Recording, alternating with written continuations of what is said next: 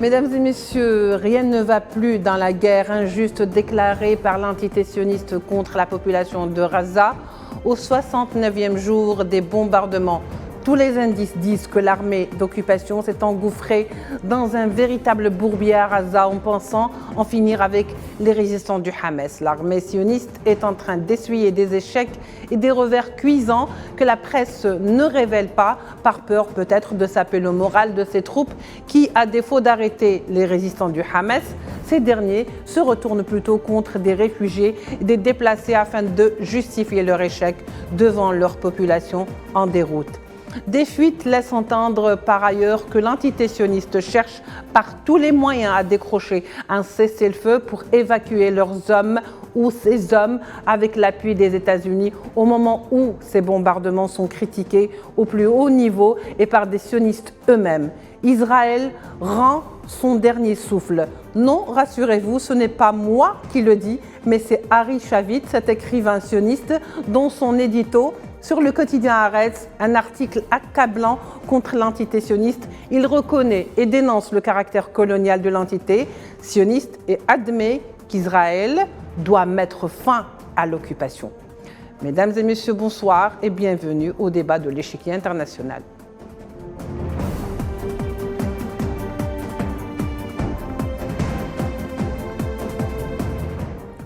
Alors nous recevons ce soir pour notre débat Michel Rimbaud, ancien ambassadeur de France au Soudan, en Mauritanie et au Zimbabwe. Il est également auteur de plusieurs ouvrages, conférencier et professeur de politique internationale. Michel Rimbaud, vous êtes également un grand humaniste. Michel Rimbaud, bonsoir et merci de nous rejoindre. Je suis très honoré d'être votre invité. Alors, Michel Rimbaud, au 69e jour des frappes sionistes sur Gaza, l'entité sioniste semble complètement désorientée. Le gouvernement de Netanyahou n'arrive plus à jouer la note de la fin après, bien sûr, avoir fait des victimes qui sont arrivées, un bilan macabre de 18 800 martyrs. Alors, on ne voit toujours pas la fin, Michel Rimbaud. Non, effectivement. Je pense que c'est un échec assez cinglant pour l'armée israélienne et pour toutes les composantes de l'occupant, tous les outils militaires et autres de l'occupant israélien. Il est vrai que l'opération, le carnage, le génocide qui est en cours continue, le carnage, comme on l'appelle de plus en plus, car c'est bien un génocide et c'est un carnage en même temps, l'un n'empêche pas l'autre, c'est un génocide en forme de carnage. Et donc, j'allais dire qu'il est loin d'être terminé, mais par contre, je pense que pour Israël, c'est une situation extrêmement épineuse parce que, comme on dit toujours, avec l'armée israélienne étant ce qu'elle est, son complexe de supériorité ayant été ce qu'il est, et la situation, le résultat acquis étant précisément celui que nous voyons, ça n'est pas un succès. Et comme disait je ne sais plus qui, quand une armée régulière face à une guérilla ou à un adversaire qui n'a pas le même statut effectivement militaire, la même puissance militaire, quand une armée régulière ne gagne pas une bataille, eh bien ça veut dire qu'elle est en train de la perdre.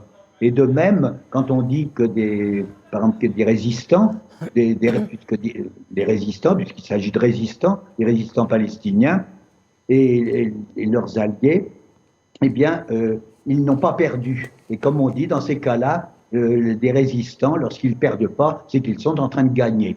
Alors donc, je pense que c'est ça l'évolution générale de la situation. Alors, le bilan est très très lourd du point de vue des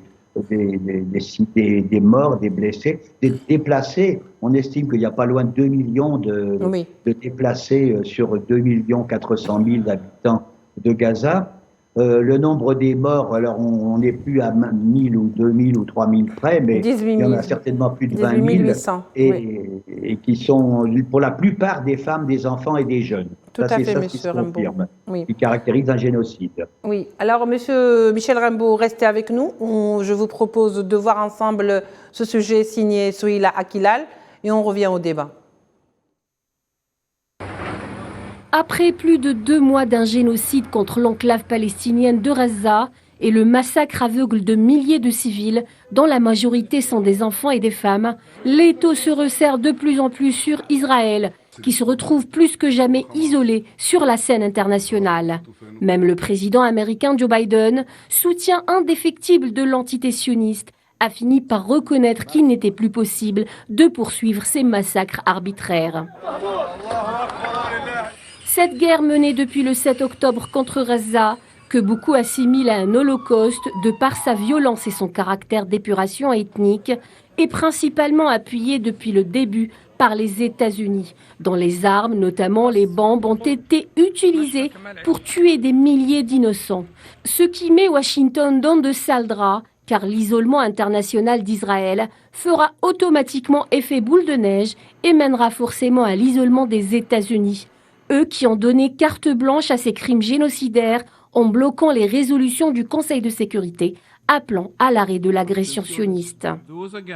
Mais ce qui s'est passé mardi à l'Assemblée générale de l'ONU est la parfaite illustration de l'isolement politique de l'axe américano-sioniste. 153 pays membres, sur un total de 193, ont donné leur voix pour l'adoption d'une résolution réclamant un cessez-le-feu humanitaire immédiat à Gaza. L'Australie, aux côtés de 152 autres pays, faisait partie des pays qui ont voté en faveur de la résolution de l'ONU sur le cessez-le-feu à Gaza. Ce faisant, nous avons rejoint le Canada, la Nouvelle-Zélande, le Japon, la France et l'Inde, ainsi que de nombreux autres pays. Nous avons présenté cette résolution par le groupe arabe et nous reconnaissons la gravité de l'invocation de l'article 99 par le secrétaire général de l'ONU. Si depuis le début de cette guerre génocidaire, l'Occident a refusé de voir la réalité en face en adoptant la politique de l'autruche, en revanche, l'opinion publique internationale a réussi à inverser la donne en mettant en avant la justesse de la cause palestinienne, en dévoilant le caractère criminel de l'entité sioniste, ce qui a contraint les dirigeants à admettre le caractère génocidaire de cette guerre contre Gaza, isolant de plus en plus les États-Unis dans leur soutien à Israël. Alors, Michel Rimbaud, comment doit-on comprendre aujourd'hui la position américaine, justement, de plus en plus floue quelque part, puisque de toute façon, Joe Biden a fait des déclarations en se disant peut-être qu'on risque d'avoir une érosion par rapport à ce soutien international, étant donné que l'entité sioniste bombarde, et bombarde avec beaucoup d'intensité, fait beaucoup de victimes. Alors, il a averti justement l'entité sioniste contre cette érosion qu'il a appelée du soutien international, avec des bombardements contre justement à cause des bombardements aveugles sur Gaza. Comment doit-on interpréter aujourd'hui cette position entre souffler le chaud et le froid en même temps? Oh ben je crois que la position américaine, l'Amérique n'est pas prête de cesser son soutien, disons, à l'État d'Israël, mais seulement la façon dont les événements tournent nuisent effectivement au prestige.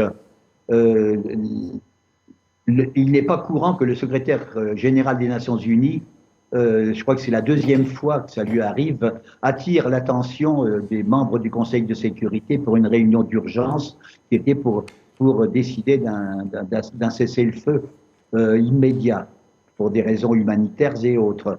Et donc ça a été fait. C'est à noter, c'est à mettre à l'actif du secrétaire général.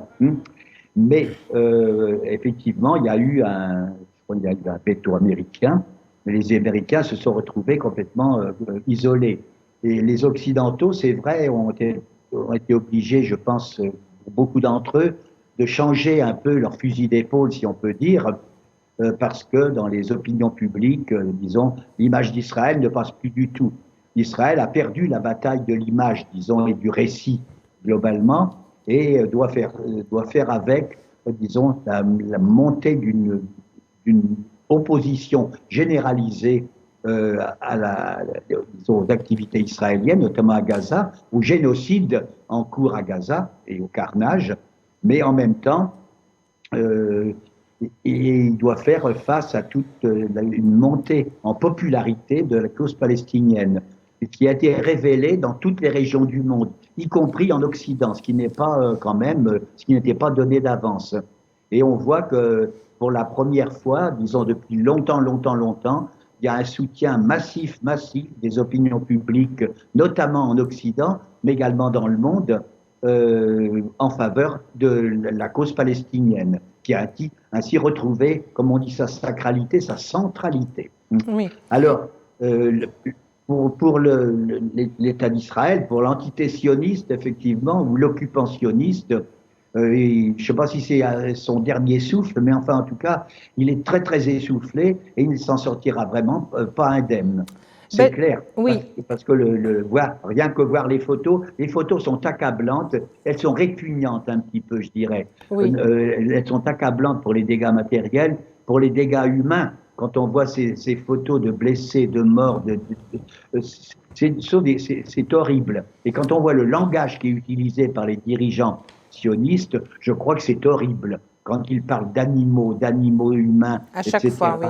que Madame Intel a été soignée par un vétérinaire parce qu'elle était sur le point de mourir. C'est odieux, c'est affreux et c'est monstrueux. Alors donc, devant ce spectacle-là, je crois que personne ne peut dire, ben, c'est quand même, il y a pas de justice. Enfin, du moins, la justice, elle existe parce que ça se traduit sur le terrain quand même. Il y a un gagnant, un perdant pour l'instant. Alors, c'est pas évident si on voit le résultat. Évidemment, c'est sûr que l'armée d'Israël a réussi et va continuer jusqu'au dernier, pas jusqu'au dernier, mais enfin jusqu'au dernier moment Oui. qui sera possible. Oui. Et ça sera pas possible tout le temps parce que on note en même temps que le front, la montée de la réprobation internationale, la perte de toute image honorable de la part par le gouvernement israélien.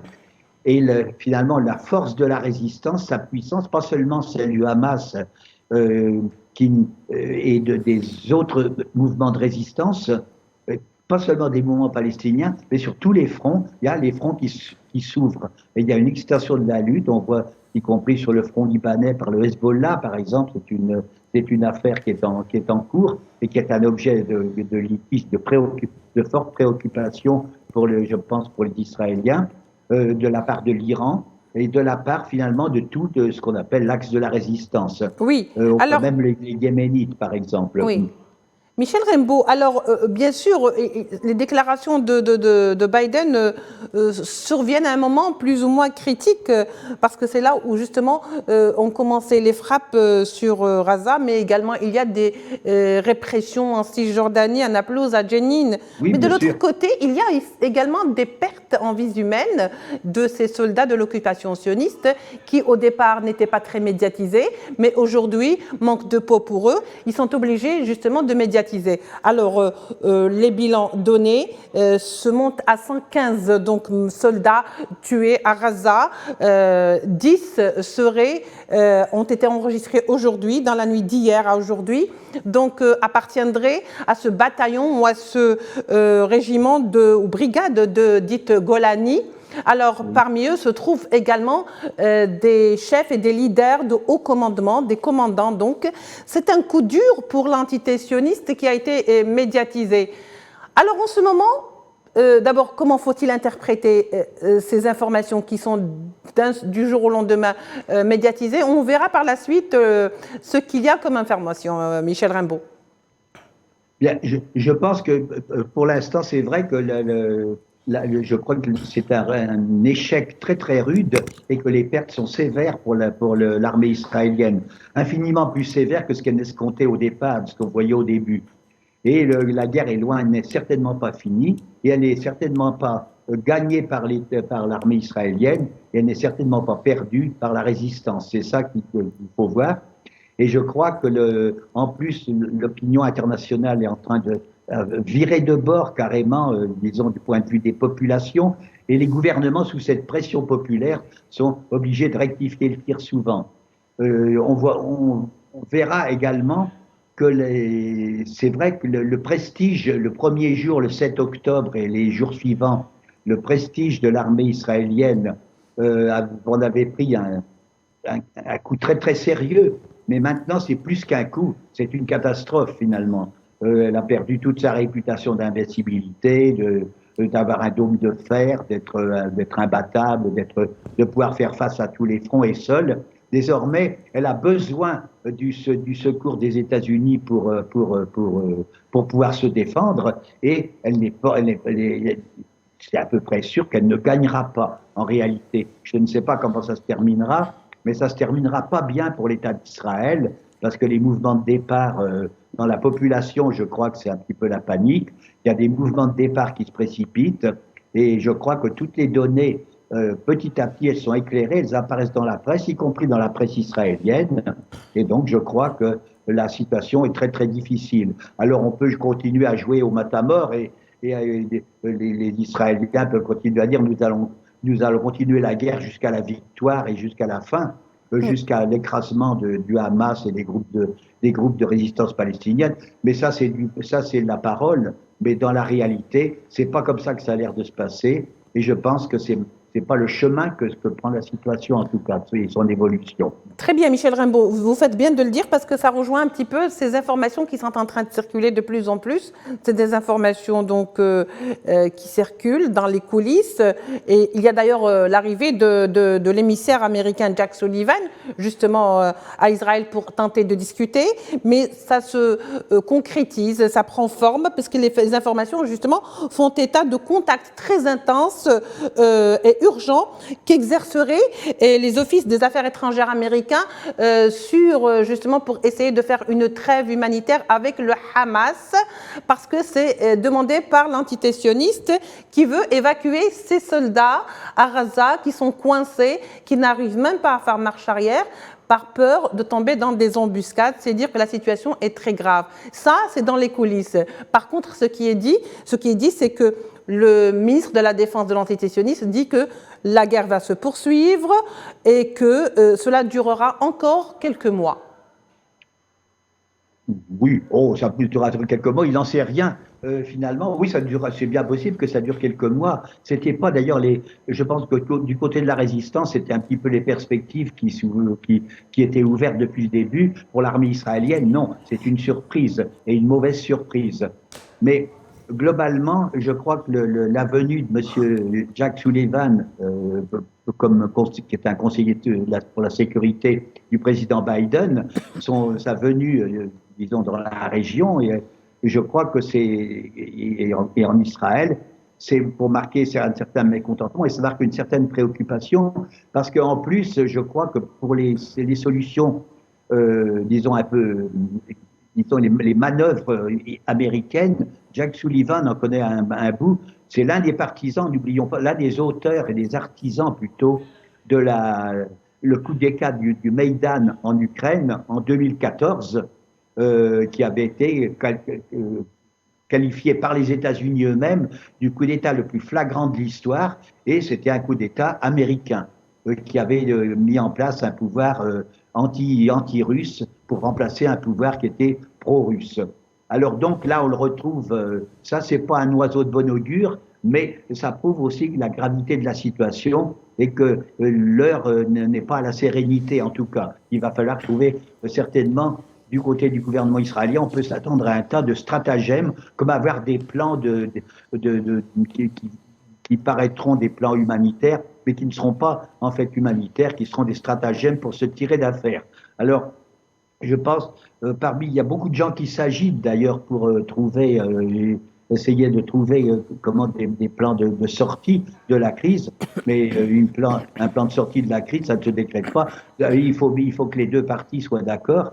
Et pour l'instant, je crois que tout le monde est atterré. On se dit, mais comment peut-on créer une solution et trouver une solution et faire des cadeaux, je dirais même, si cadeau il y a à un occupant, lorsqu'on voit un tel spectacle qu'il a créé, quand on voit cette ville qui était grouillante de vie, et qui est désormais un tas de ruines et qu'on ne voit plus que des Palestiniens se promenant dans les ruines, mais qui résistent. L'affaire des tunnels, par exemple, c'est grotesque. On voit que la glorieuse armée israélienne va être reconduite à s'enterrer dans des tunnels et essayer de noyer les gens du Hamas. C'est grotesque comme solution. Jamais, on ne gagne pas, on ne gagnera jamais. Alors qu'il y a des otages. Une guerre comme ça. Très bien. Alors, je ne pense pas, du moins. Oui. En tous les cas, oui, c'est tout un autre débat qui mériterait encore 26 minutes à lui seul. Michel Rimbaud, il y a un article qui vient de paraître sur le Haaretz, le quotidien donc de l'entité sioniste, et cet article qui a été écrit par Harry Shavit, justement, est un article très accablant contre l'entité sioniste. Pour lire cet article, il y a plusieurs étapes sur lesquelles il donne des solutions. Alors, il dit que de toute façon, ce peuple est un peuple enraciné, ce constat qui est fait et qui dit que de toute façon, Israël aujourd'hui, et pour reprendre donc son propos, il dit que Israël rend son dernier souffle. Donc, cela veut dire qu'il ne reste devant les Israéliens, et c'est sa proposition, pas la mienne, que de prendre leur passeport et partir. Puisque de toute façon, pour la plupart, ils ont des passeports étrangers, alors que les gens de la terre, ce sont bien les Palestiniens. Juste pour revenir sur l'article qui a défrayé la chronique, donc, il semblerait que le point de non-retour est franchi. Alors, lorsque ce genre de témoignage sort d'un écrivain ou d'un éditorialiste qui est lui-même un juif, un sioniste, il le dit, il le proclame, cela veut dire que aujourd'hui, vraiment, il y a des choses à revoir dans cette entité sioniste, que c'est très sérieux, qu'il faut absolument s'arrêter et arrêter la machine de guerre pour voir ce qui ne va pas. Moi, je partage tout à fait le récit que vous évoquez, parce que je crois que Israël, en ce moment, n'a pas beaucoup d'avenir. C'est l'avis de beaucoup d'observateurs. Et d'ailleurs, la façon dont s'y prend Israël pour se faire admettre dans la région, parce que ça aurait été ça la seule solution, et encore, je ne sais pas si ça serait arrivé, parce que, encore une fois, je crois que je le disais une fois très récemment, mais c'est ma conviction, je pense que l'usurpation, enfin l'injustice qui a été faite au peuple palestinien, disons par le plan de partage, est irréparable ou très très difficilement réparable, puisqu'on lui a fait payer, encore une fois, le crime de l'Holocauste, on l'a fait payer, le crime de l'Holocauste qui a été commis par les Européens, on l'a fait payer donc par les Palestiniens. Alors ça, c'était une façon facile de se défausser, mais ça crée un sentiment de, comme disent des spécialistes des fois, qu'à chaque fois qu'il y a des gens qui souffrent et qui sont torturés ou qui sont en eux, eh bien, ça crée un ennemi, ça crée une haine inextinguible. Et je crois que c'est ce qui arrive. Chez les Palestiniens, ne peuvent guère ressentir autre chose que de la haine pour leur occupant, et on ne connaît pas beaucoup d'exemples inverses dans le monde où des occupants aimeraient où les occupés aimeraient leurs occupants.